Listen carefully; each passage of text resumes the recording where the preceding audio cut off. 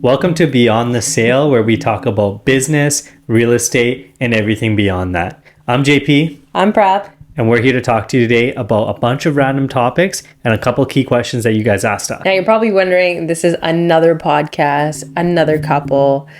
Yeah, it might be. But one of the reasons why we really wanted to do this is we have been wanting to build a community where people like us can talk about things, business, life, love, partnerships, and beyond. So a lot of this is going to be you guys even asking us questions where we can answer for you, and a little bit of everything. What do you say? Yeah, I think it's important to talk about the business in these long form sessions as well, because it's people can get lost in the clip diversions, and obviously we've been doing YouTube a lot more too.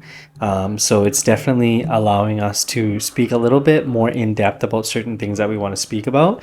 So whether that be in business, obviously I've done real estate for 7 years, you've done it for 4 years, and we killed that business. Now in the last 2 years, we've been scaling our real estate marketing consultancy, where we basically help agents grow their own business.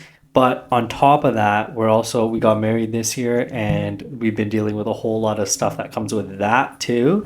So it's not only just the business side, but it's also how do we structure ourselves personally in order to actually grow in the business and grow personally on ourselves too. Because I know we're both addicted to self-development and stuff like that too, right? So I think this will be a cool outlet for all things that. Now, what I want to first talk about is obviously after the wedding and things like that, we got right back into business after the honeymoon, all that stuff.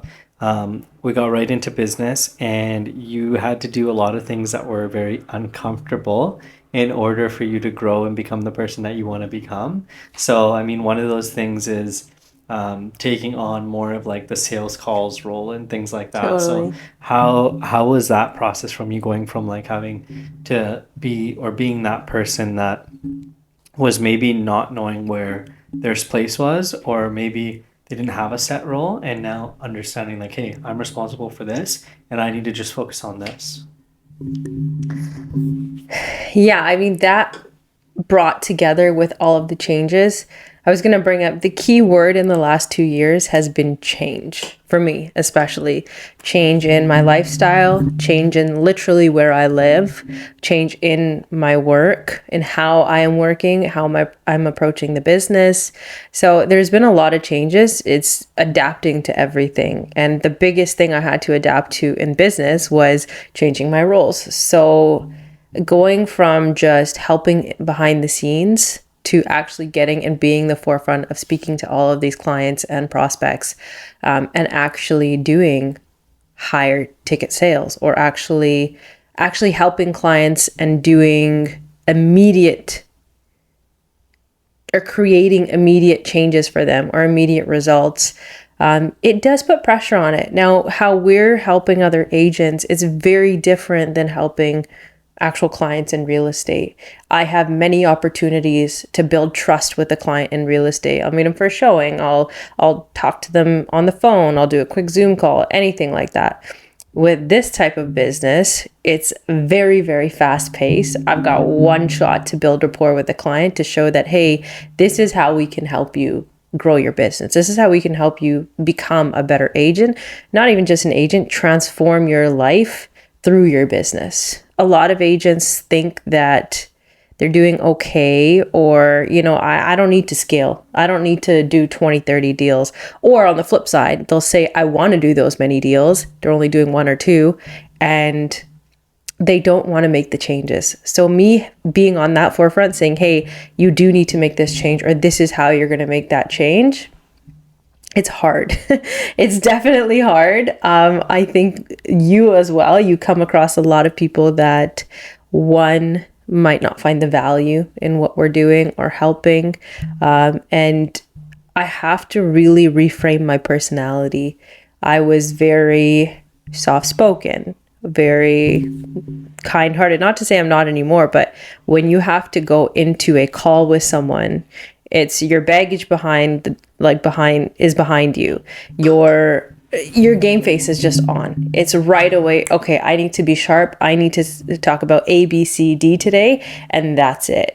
And I think that comes with market sophistication too. So a lot of the times we're talking to real estate agents, where previously we were talking to the general public, And real estate agents, they've gone through some level of training, they've gone through some level of having to figure their shit out. So when you're speaking to people who have figured their shit out a little bit more than maybe the general public who doesn't really do anything, I think you do have to come off across as like a little bit more direct and upfront, because those people don't, one, time is money for them, but two, they just don't trust you, right? They've come into a lot of people and they've dealt with a lot of people that are just untrustworthy. So I think market sophistication also brings with it of you having to increase your skill level to have to deal with these types of people, right? Like it's very easy to meet somebody who has a regular job. Like let's say they work at the bank and they're very structured. They know what their income is. They know exactly what they can afford and they know what they want to buy, right? That is very different compared to somebody who last year they made 300K, but because the market is so different now, they made 50K. And now they don't know what to do with their business and they don't know how to like scale it, right? I agree with you. I also think it's a matter of being direct with people, but it's also a matter of balancing ego.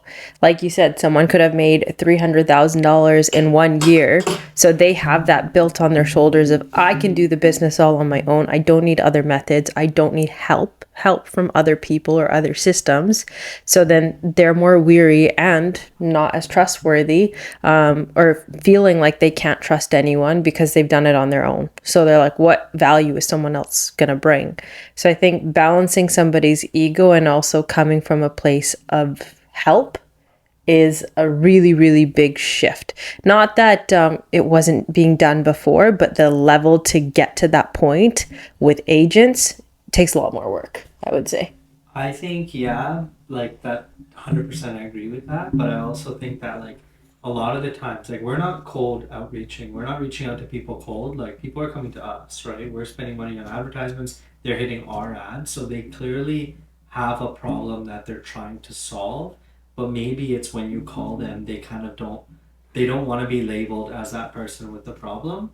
So maybe it's just coming at it with a different approach, which is kind of like what we did for the last week. Like this last week, our show up rates have gone from like 15% to like 40%. Our bookings have gotten like way better since we implemented a rating scale on like a 1 to 4 of like what this person is rated, based on a couple of different metrics. So I think like they are coming in with a problem, but it's about how do you give them a hug instead of like pushing them into the wall and saying you do this. No, Yeah. let's give them a hug.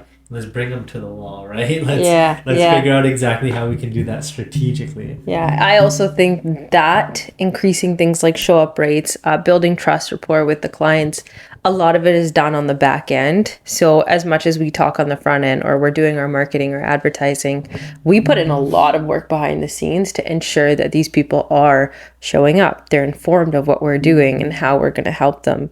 And I think that's the cool thing of us actually working together and doing life together, because it's hard to make somebody understand, oh, it's dinner time, oh, I just got to go make a video, I got to send something to somebody, or I got to do a quick check-in, or someone needs help with something, or I got to shoot someone an email.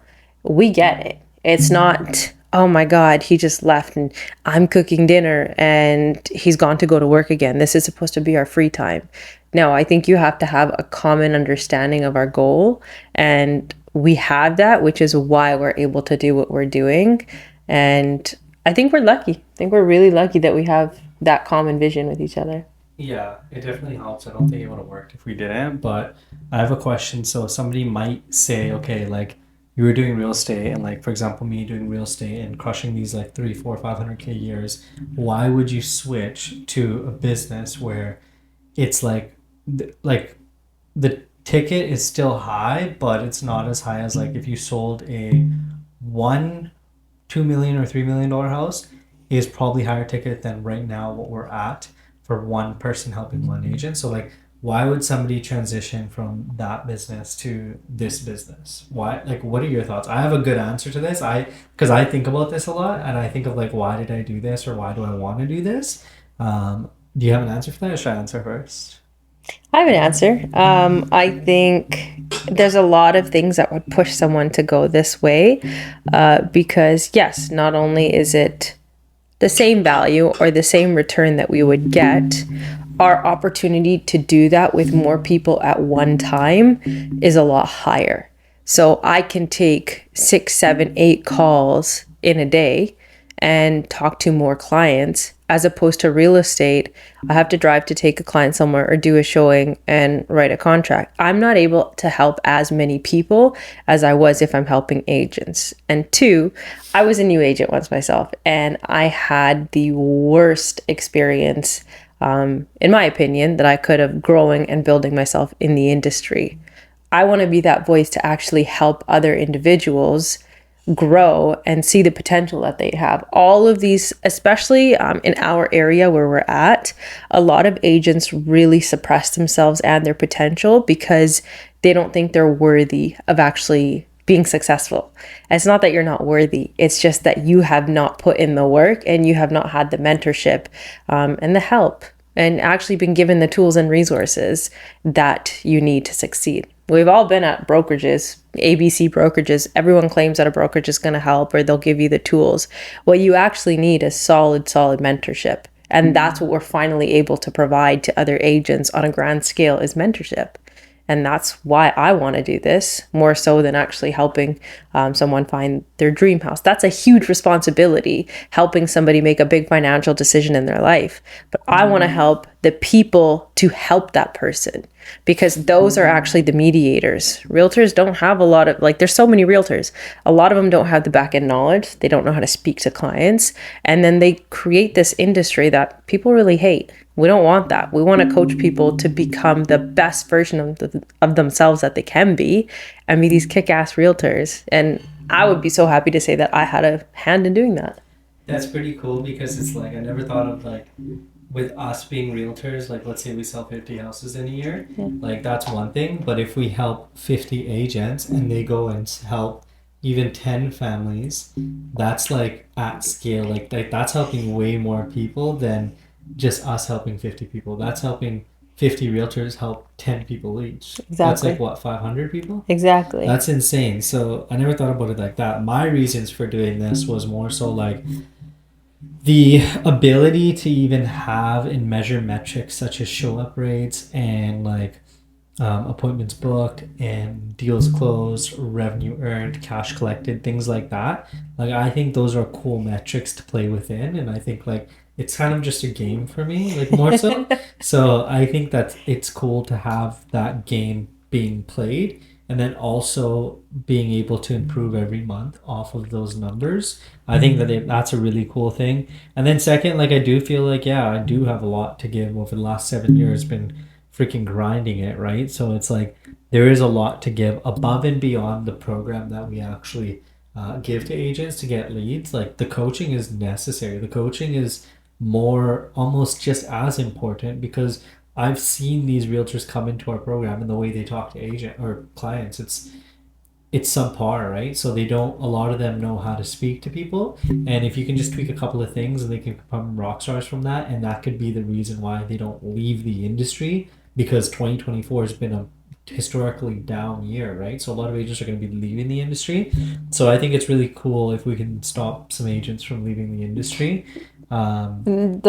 You speaking on that, saying it's the way we help other agents, so there's a better retention rate.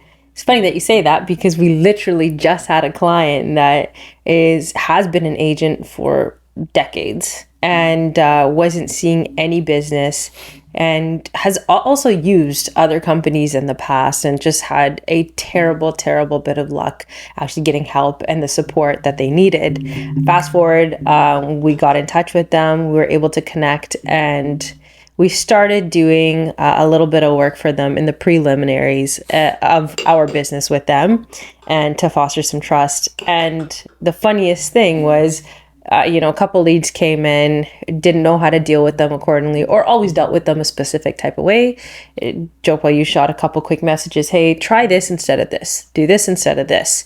And within those 2 quick changes, we had a bunch of success, right? So it's not that agents have been doing it wrong the whole time. It's just that sometimes we can all use a couple tweaks. And that was the turning point for that agent of actually saying, hey, this is great. Like, I love the help that you guys are giving me, and I want to continue doing more. And I don't even think that it's just like me. Yeah, sure, I use some of my experience trying to convert certain people. But when I started taking coaching myself and started learning from other people, a systemized approach is the same regardless of who you are. So you're not changing your process depending on who the prospect is that you're talking to.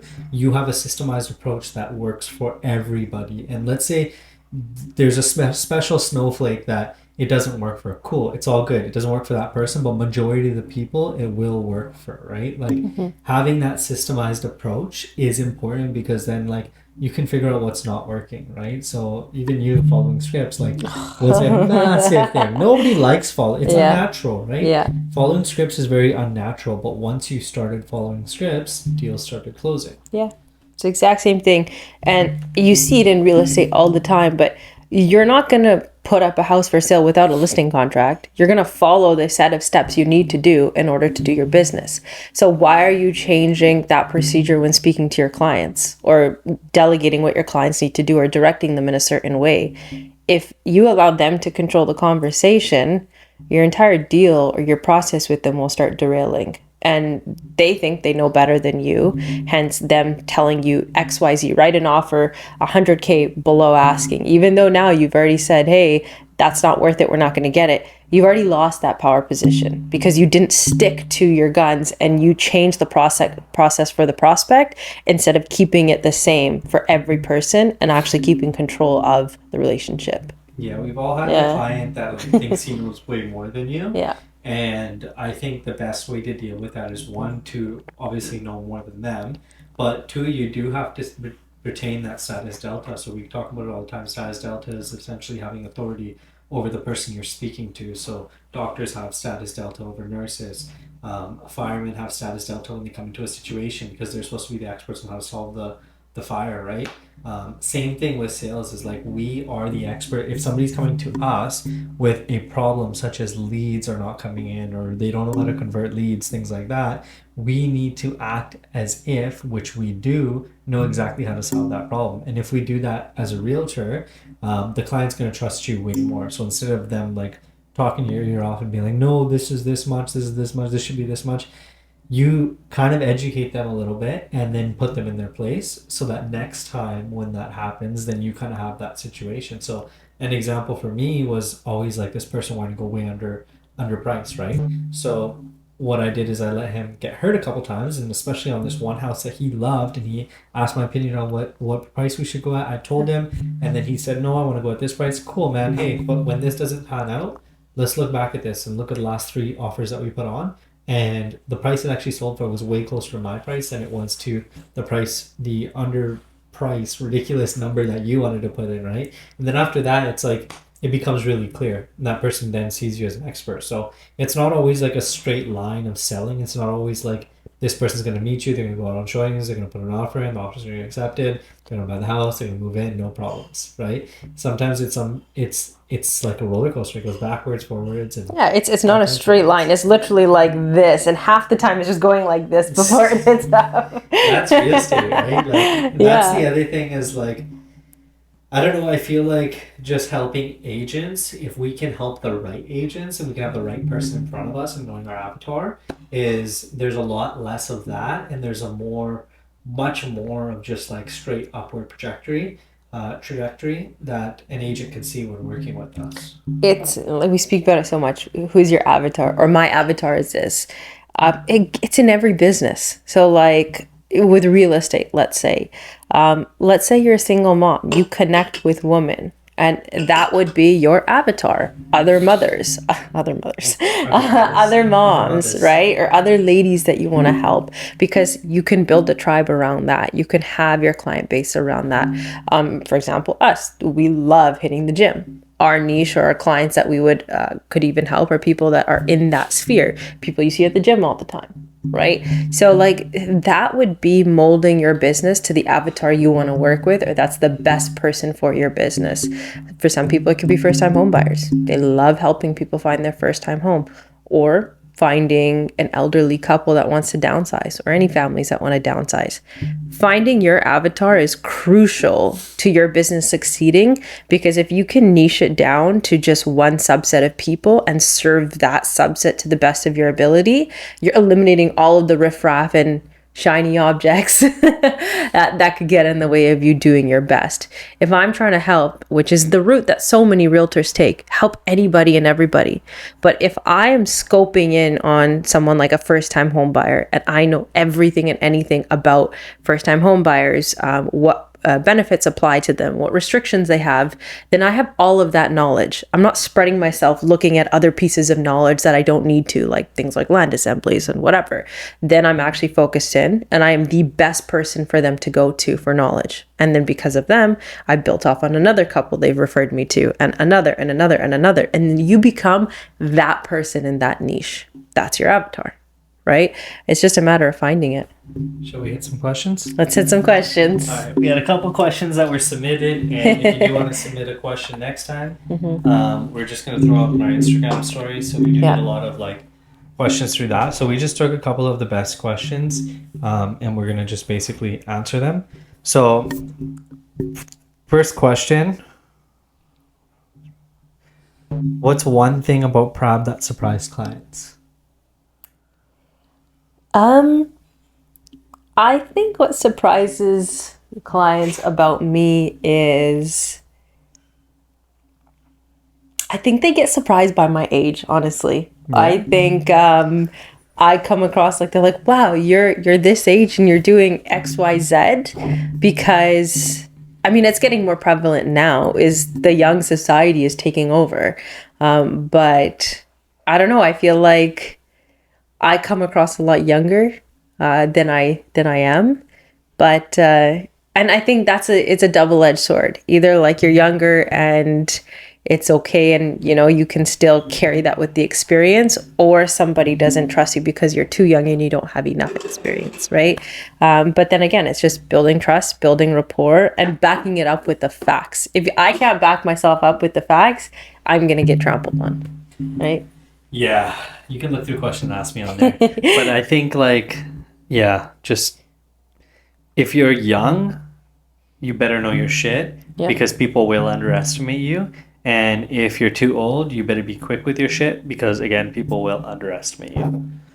What about you? What's one thing about you that surprises clients?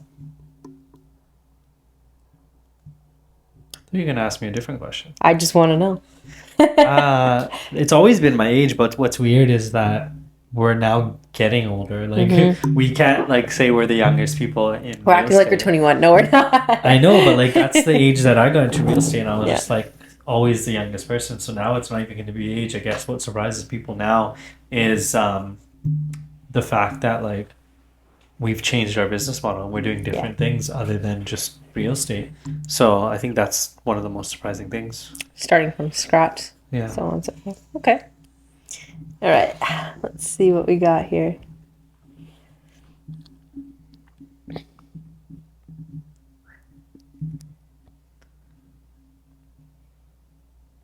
How do you balance being business partners and being married?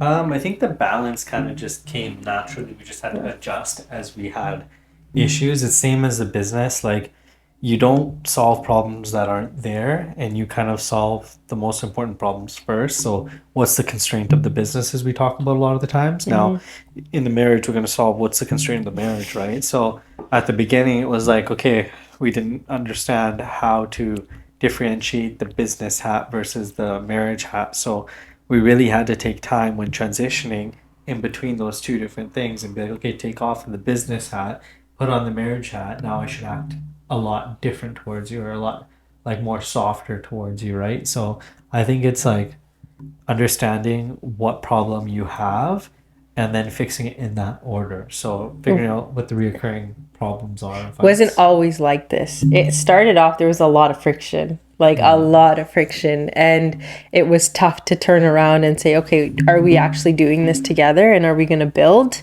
And of course, you know that your partner is worth it. And you know that when working together, we can tackle so much more, just like today. You know, we were banging out phone calls, and just the power of two people as opposed to one doing it on their own, instrumental. So getting through that bit of resistance and friction is what you need to get past to actually build with your partner. Wouldn't you say? Yeah, I think like obviously you either just get through it, you fix it, or you just Yeah. collapse it and you just quit on it, right? So Collapse it like a deal. that's the two options you have. I don't think you have any other option, right? You Yeah. either get through the problems of marriage or Yeah. you collapse the marriage and just get a divorce, which has never been the option for us. So But one thing I will say is it also takes two people to make it work. The cool thing about us is there was always understanding on both sides, and there was always a really clear level of communication. It wasn't any games or any like nonverbal kind of cues. It was just, hey, I am in it for A, B, and C. I want to make sure you are too. Are you? Yes. Okay. Now, how can we work at this to make this better? And I think so many people will also disagree with me on saying, like, we talk about it, look at it objectively, look at it like a business. How do you fix A, B, and C? Oh, I didn't like the way you said that or you did that. Okay, then you take it back. Okay, why didn't I like that? Okay, I felt like I was being put in an uncomfortable spot. Just explain that. Your partner will understand. But it's a lot of people will not speak up or communicate openly to their partner. Could be many things. We don't know. But it could be you're nervous to speak around your partner. You're scared they're going to leave you. You're scared that they're going to be upset with you, think otherwise. If you can't have that open communication, I feel like your relationship might be doomed from the start. You need that. yeah, I think a lot of people also have the problem of having an issue with their spouse, but then they don't tell them the underlying reason for the issue. And if you don't tell them the underlying reason for the issue, then the other person's not going to really understand it the way you want them to be able to change their behavior, right? So if I just said, I hate when you leave the clothes on the floor and don't do your laundry, you'd be like, okay, cool, you hate it, but I don't really care. Yeah, But I'm if I just going to said, continue it. it gives me like, it makes me feel this certain way and I'm doing it and you're not, and then it doesn't feel like we're working as a team, then you're going to see it way differently, right? So having the ability to articulate yourself, which is why sales is so great, because it does let you articulate yourself and it does show you how to use your words. I think that's the biggest thing, right? Yeah, I agree. I think this period of change, like not only in the business, but with our relationship, has been the biggest moment of me actually learning how to communicate properly. We all communicate, we're all talking all day long, but are you saying the right things to get the right things out of people? So, am I communicating effectively with you to make sure I'm one, conveying my message, and two, understanding what you're saying? It's just the basics, right? And if Okay. you can apply that to business, works the same way. You level with someone, hear where they're coming from, then you get to a really good solution. Okay, last question. What's one thing you disagree on every time when it comes to business? What do we disagree on? Um, okay. I don't necessarily know if it's disagreement, but I think we can get sloppy when it comes to like sticking to the schedule, but also I think sometimes when we say things to each other, they could come across as judgment because it's coming from your partner. So that could lead to disagreements. Yeah, I could see that. I think timing is one of the biggest things. I think that's the most important. Elaborate, I please. like I like a very scheduled Yeah. scheduled environment just because it's like if I don't start at this certain time every day, then you lollygag and just you've lost an hour now. And in an hour, look what we did in an hour today. Yeah. We booked like 5 appointments or 4 appointments, right? So it's like yeah, there's so much that can be done in an hour, and what annoys me the most, is like when the day ends and I feel like we haven't achieved or done anything to move the needle forward in our business, right? Hmm. So I think that's like one of the other things. But you got to look at it as a whole. Okay, if it wasn't the business, was there something on the personal end that we did succeed in or we built? Or in the mental, did you take a mental break for yourself or something? And also, did you make use of the time that you had most effectively? Like, we could say everyone works 8 hours in a day, usually, but are you actually effectively working in those 8 hours? If you're self employed like us, Typically, no one is. Typically, it'll be okay, an hour. I'm going to go make a coffee. I'm going to get to work. You'll work for maybe 30, 40 minutes. We'll start scrolling. And then you'll go back, work for another 30 minutes, then get distracted again. So if we had 4 hours and you had distracted work compared to 2 hours of total focus work, I would still take the 2 hours, but it's creating the discipline to do that as well. But imagine having both. So imagine, like, even my friends today, I was like, I went on Snapchat after like so long. Like, obviously, all my notifications are turned off, so I don't scroll it anymore. And when people send me messages, I just don't see them. So I went on Snapchat after so long, and it was like they were messaging like, "Yo, like, are you okay? Like, where you been?" And I'm like, "Yo, like, it's I've just been working, right? It's just Yeah. been the grind." Yeah. So, and that's cool. Like, it's cool to do that. It's seasons of our lives that are gonna be different. Like 2 years ago when we first met, all we were doing was traveling, chilling, and Going to the like gym for 3 going to the gym for hours. 3 hours. Like that was cool too. That was personal growth, though. That Yeah. was one of the fittest I've ever been in my life because we were working out, what, 2, 3 hours? Yeah, exactly. Yeah. But we weren't like we weren't pushing the business. So it's like Yeah. now it's a different life stage, and Mm-hmm. we can definitely, we still go to the gym every single day, but we just spend less time there. We spend more time doing this. Yeah. So it's cool to see, like, it's cool because we can write like chapters of our lives. Very, very philosophical. Very. I think speaking on that, though, is like your friends like, hey, where you been? But understanding that, hey, we're busy. We're not ignoring you. We're just focused on our goal at the moment. And everyone's fine with it. That's right? why though. But Yeah. like I had so many more friends before, Yeah. and now the friends that I have left are all the ones that are dope and like they're cool with this type of lifestyle. Like it's cool. Like we don't see each other for 6 months, but then when we hang out, it's like It's great. normal, right? So it's Yeah. like you can't get mad. Like, and I would never get mad at my friends either if they're working on themselves or like their life or whatever. But the friends that do get mad, those are the friends that you just don't need, I think, in my opinion. Yeah, there's gonna be friends that are gonna say, "Hey, I don't see you 3 times a week anymore," or "Hey, you're never free," or "You don't text me back," or "How come you haven't called me or hung out to go to the mall?" And it's like, I don't have time to do that anymore. So if there's a lack of understanding on the other side, it might just be that they don't get where we're coming from, and they might never.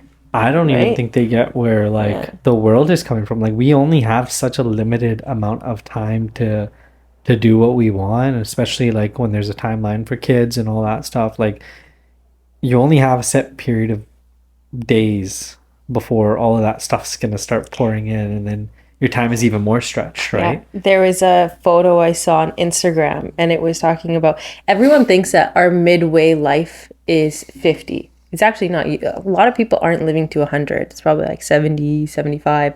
So they said that the median age of someone's lifetime is actually 37.